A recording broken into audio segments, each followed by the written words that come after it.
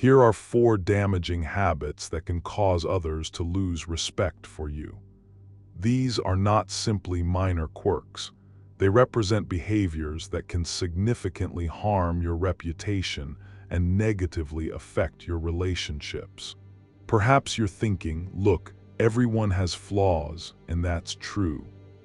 However, the habits we are exploring today are especially destructive because they go to the very heart of our interactions with others. They have the power to quickly sour a hopeful friendship or a valuable professional connection. To make this discussion more relatable, I'll share some of my own experiences. Believe me, I've made numerous mistakes on my journey and gained valuable insights from them. These accounts might be a bit raw and candid, but I feel that sharing them can aid all of us in our growth. By identifying and changing these habits, we can begin to lead lives filled with dignity and respect. We will lean on the wisdom of Stoicism, an ancient philosophy providing enduring guidance for achieving a virtuous and meaningful life. Stoicism involves much more than just facing difficulties stoically. It's about developing inner calm, personal integrity, and emotional strength. So pour yourself some coffee, settle in, and let's begin. Ready? Let's dive into it. Habit number 1, engaging in gossip. Let's be honest about gossiping. It's a behavior many people partake in, yet few like to acknowledge it.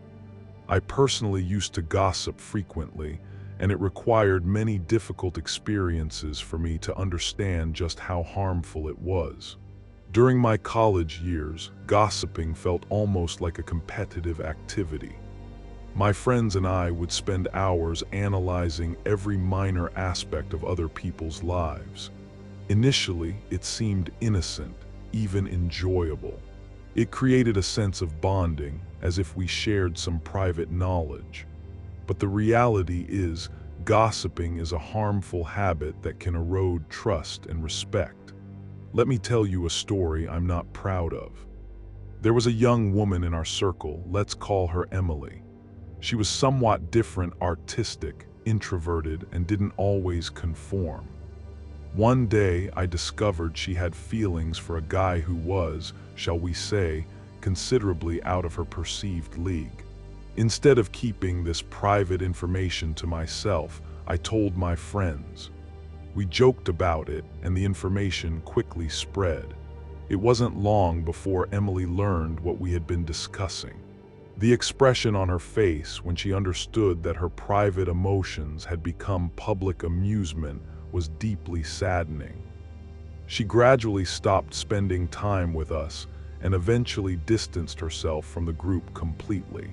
At that moment, I tried to dismiss it, but inwardly, I understood I had gone too far.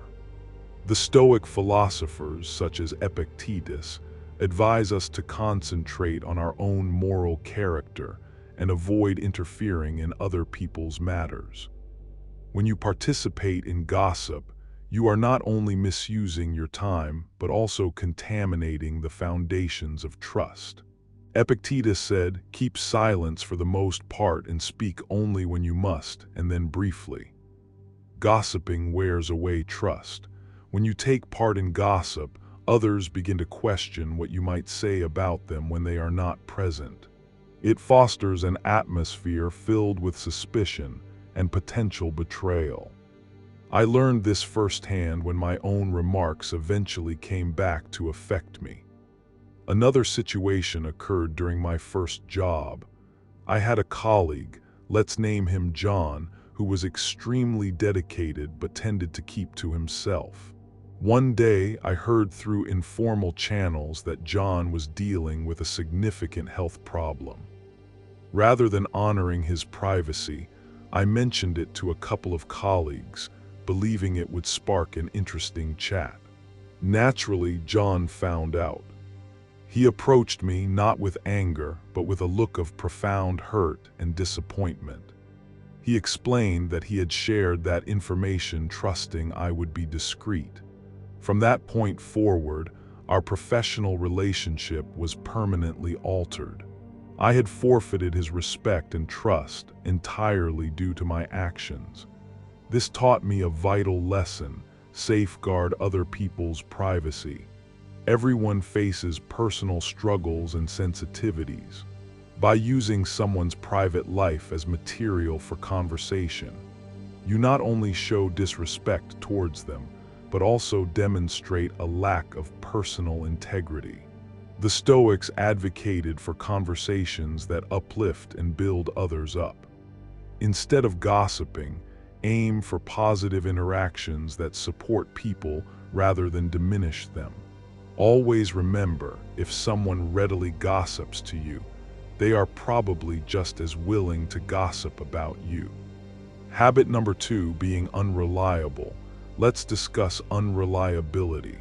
This is something many people can relate to, and it's a habit that can seriously diminish respect. Dependability is the bedrock of any relationship, personal or professional. If others cannot depend on you, they will rapidly lose respect for you. I have a personal anecdote concerning this. In my early 20s, I developed a reputation among my friends for being unreliable. I'd agree to plans and then either cancel very late or simply fail to appear. I didn't think it was a major issue. Life gets hectic, doesn't it? However, one particular event truly made me reconsider. A dear friend, Sarah, was hosting a birthday celebration. She had invested considerable effort, planning for weeks and arranging every single detail. I assured her I would be there. But on the day of the celebration, I became involved in something else and chose not to attend. I didn't even inform her until several hours after the party had commenced. When I finally contacted her, I could sense the disappointment in her tone. She didn't express much, but I was aware I had disappointed her. Our friendship was noticeably different after that incident. She gradually stopped including me in her plans, and we eventually grew apart. Being unreliable communicates to others that your commitments lack substance. If you state you will accomplish something, follow through. If you agree to be somewhere, make sure you are present. It boils down to demonstrating respect for other people's time and energy. Another instance comes from my work experience. Early in my professional journey, I tended to overpromise and underdeliver. I would accept responsibility for projects and subsequently miss deadlines, frequently without any prior notice. I believed my personality and justifications could resolve the issues, but my manager was not impressed. During a performance evaluation, she stated it very clearly. Your work quality is fine when you complete it, but your unreliability is a significant issue. People are unsure if they can rely on you. That was a difficult realization. Reliability encompasses more than just being present. It involves consistency and acting with integrity. When you make a commitment, you are effectively staking your reputation. Each time you fail to follow through, you diminish the trust others place in you. So, how can we address this? Firstly, be truthful with yourself regarding your capabilities. Avoid taking on too much. If you make a commitment, honor it. Communicate in advance if circumstances change and you are unable to fulfill your obligation. Demonstrate that you respect others' time as much as your own. By being dependable, you gain the respect and trust of those around you. It's a straightforward yet effective method for enhancing your relationships and establishing a strong reputation. Habit number 3, interrupting others. This particular habit is somewhat contentious, as numerous individuals engage in it without even noticing. But let's be frank, continually cutting others off is a major indicator of disrespect. It effectively communicates, "What I need to say is more significant than what you are currently saying." This is a habit that not only irritates people, but also leaves them feeling ignored and insignificant. I used to be someone who interrupted constantly. I mistakenly believed it demonstrated passion and quick thinking, but it actually revealed a lack of respect and patience. Here's a personal experience that really emphasized this for me. In one of my initial jobs, I belonged to a team that held brainstorming meetings each week. I was keen to make a good impression, so I would frequently interject with my ideas, often interrupting others mid-thought. I considered myself proactive, but my colleagues perceived it differently. One day, amidst a rather lively discussion, my manager paused the conversation and spoke to me directly. "You need to allow people to complete their statements," she stated plainly. "You are not truly listening. You are merely anticipating your opportunity to speak." I felt mortified, but the lesson didn't stop there. Following the meeting, a teammate approached me privately and asked, "Do you understand how dismissive you seem? It feels like you believe only your concepts hold value." That struck me deeply. I hadn't viewed myself as dismissive, but evidently that was the impression I was giving. Interrupting others goes beyond mere rudeness. It signals a deficiency in self-restraint and consideration. The Stoics placed high value on listening and comprehension above speaking. Seneca recommends exercising patience and thoughtfulness in our dialogues. I recall another event clearly. I was socializing with friends at a pub, and one friend was confiding in us about his personal difficulties with anxiety. Partway through his story, I interjected with my own related experience, assuming it would make him feel more understood. Instead, he looked at me and inquired, "May I please finish?" The atmosphere changed immediately. What I intended as a sign of empathy came across as taking over his moment. That evening, I grasped a vital truth. Listening involves more than just processing words. It necessitates being fully engaged and permitting others the space to articulate themselves completely. By interrupting, I was disrupting that essential process, centering the focus on myself instead of him. To overcome this tendency, actively practice listening. When someone is talking, genuinely pay attention. Don't just formulate your response while waiting for them to pause. Provide them the room to fully convey their ideas before you offer your own input. This is a straightforward yet potent means of demonstrating respect and fostering more robust connections. Keep in mind, interrupting suggests you prioritize your own words over theirs. It's about appreciating the contributions of others and cultivating an atmosphere of mutual consideration.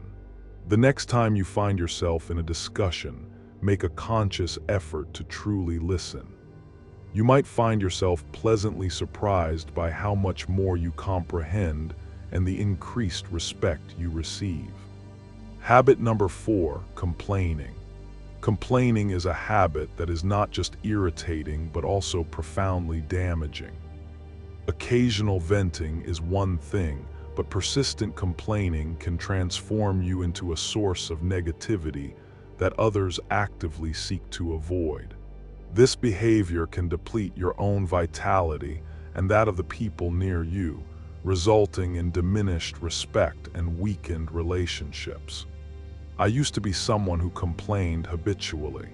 I believed it was a method for connecting with others, finding common ground through shared dissatisfactions. However, it didn't take much time for me to see how harmful this pattern was. Allow me to share a personal example. Several years back, I held a position that I found intensely frustrating. The demands were high, the leadership seemed disorganized, and I felt consistently unappreciated.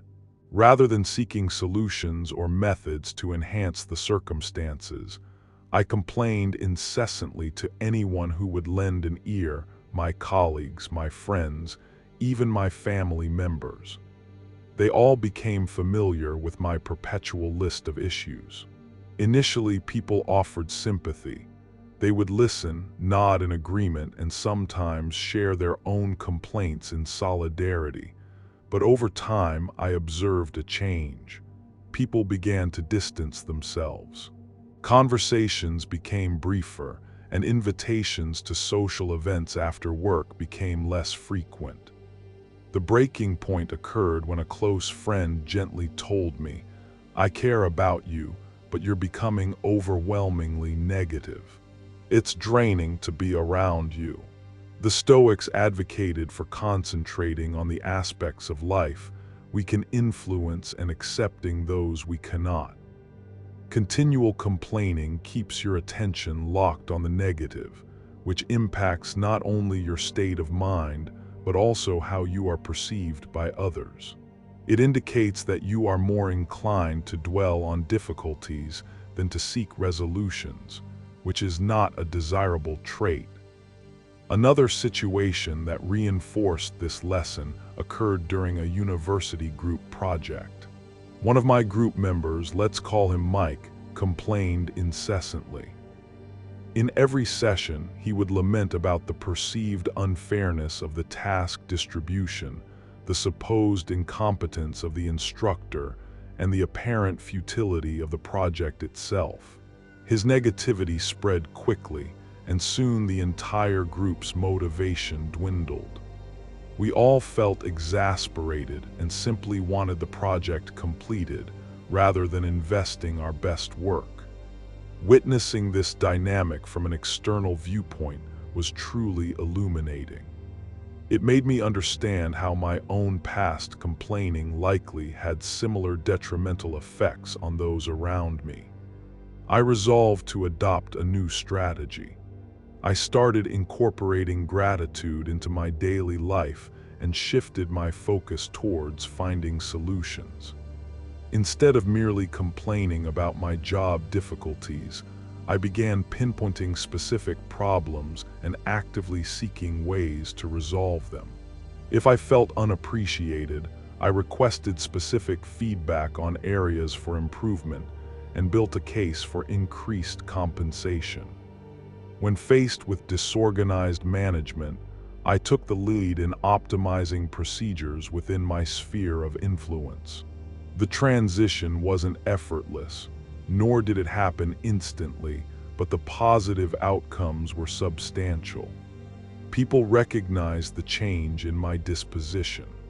My relationships saw improvement, and I began to regain the respect I had previously lost. I transformed into someone colleagues and friends wanted to collaborate with and spend time around, rather than someone they actively avoided.